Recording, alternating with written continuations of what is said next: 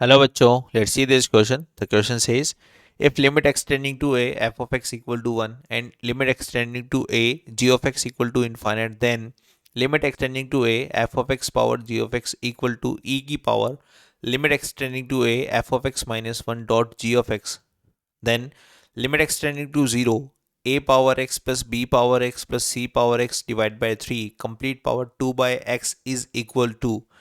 देखिए बच्चों, यहाँ पर हमें ऐसा बता रखा है कि एफ ऑफ एक्स के ऊपर अगर मैं ये वाली लिमिट अप्लाई करता हूँ तो आंसर 1 आता है, और जी ऑफ एक्स के ऊपर ये वाली लिमिट अप्लाई करता हूँ तो आंसर इनफाइनाइट आता है। तो यहाँ पर limit extend to A F of X power G of X दे रखा है, तो इसके ऊपर मैं अप्लाई करूंगा तो ये फॉर्म बन जाएगी 1 की पावर इनफाइनाइट। और 1 की पावर इनफाइनाइट जब भी फॉर्म बनेगी तो आपको उसको ऐसे करके लिख देना है, इसको ऐसे कन्वर्ट कर देना है। तो आपको ये जानने के बाद, ये दोनों स्टेप जानने के बाद इस क्वेश्चन को सोल्व करना है। ठीक है, अब इस क्वेश्चन को सोल्व करना है तो यहाँ सबसे पहले मैं क्या करूँगा, लिमिट को अप्लाई करूँगा ताकि मुझे कौन सी लिमिट यूज़ करनी है वो पता लग जाए। तो लिमिट को अप्लाई करते हैं।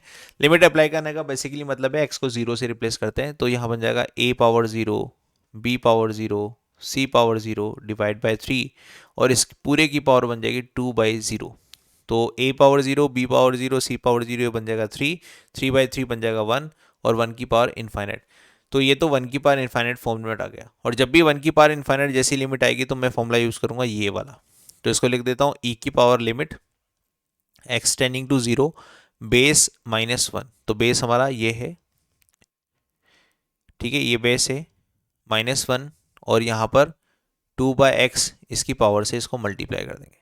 तो बेसिकली बन जाएगा ई की power limit extending to 0, limit extending to 0, और इसका मैंने 3 में एलसीएम ले लिया ना, तो क्या बना, ए की पावर एक्स प्लस बी की पावर एक्स प्लस सी की पावर एक्स माइनस का 3 और डिवाइडेड बाय एक्स मैंने यहाँ दे दिया, और इस 3 जो एलसीएम लिया ना उसको मैंने साथ में लिख दिया ऐसा 2/3 करके। फर्दर इसको सोल्व करते हैं और यहाँ लिख देते हैं ई की पावर लिमिट एक्सटेंडिंग टू 0। इस 3 को मैं 3 टाइम लिख सकता हूँ, 1 1 1। तो ए की पावर एक्स -1 अपॉन एक्स साथ के साथ सेपरेट भी कर रहा हूँ और 1 को सबके साथ भेज भी रहा हूँ। बी की power x -1 upon X plus C की पावर एक्स -1 अपॉन एक्स, ऐसे मैंने 3 अलग अलग फंक्शन बना लिए। इस 3 को लिखा 1 1 1 और इसको सेपरेट भी कर दिया, और इसके साथ में क्या है 2/3 मल्टीप्लाई में भी है। We know that limit extending to 0 a power x -1 upon x, ये कितना होता है ln a। तो अगर यहाँ a की जगह b कर दूंगा तो ln b, और a की जगह c कर दूंगा तो ln c, इसका आंसर आ जाएगा। तो इस लिमिट को डिस्ट्रीब्यूट करता हूँ तीनों के साथ, तो ये बन जाएगा आपके पास e की power ln a plus ln b plus ln c, और ये किससे मल्टीप्लाई है 2/3 से मल्टीप्लाई है। अब यहाँ पर लोगरिथम की प्रॉपर्टी से अगर 3 लोगरिथम के बीच में प्लस का साइन है तो ये तीनों आपस में इस तरह से लिखे जा सकते हैं, ln of A B C. ln of A B C equal to होता है ln A plus ln B plus ln C. तो इसको मैं ऐसे लिख सकता हूँ, और 2/3 इसके मल्टीप्लाई में। चूंकि ऑप्शन में यहाँ पर लोगरिथम में कोई आंसर नहीं दे रखा है तो मैं इसको क्या करता हूँ, इस पावर को लोगरिथम की प्रॉपर्टी से, कौन सी प्रॉपर्टी से, इस वाली प्रॉपर्टी से, m dot log of x base b को लिख सकता हूँ log of x power m base b, इस तरह से लिख सकता हूँ। तो इस वाली प्रॉपर्टी से मैं इसको ऐसे पहुँचा देता हूँ, ए बी सी की कंप्लीट पावर क्या बन जाएगी 2/3 बन जाएगी इस तरह से।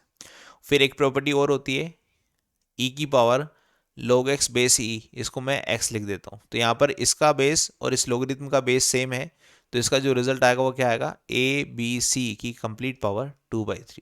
ठीक है, अब ऑप्शन चेक करते हैं कि हमारा आंसर सही आ रहा है नहीं आ रहा। तो ए बी सी में अगर मैं देखूँ तो सी ऑप्शन में हमारे पास आ रहा है ए बी सी की पावर 2/3, तो सी ऑप्शन हमारा यहाँ से बिल्कुल करेक्ट ऑप्शन होगा। Hope you understand this, best of luck.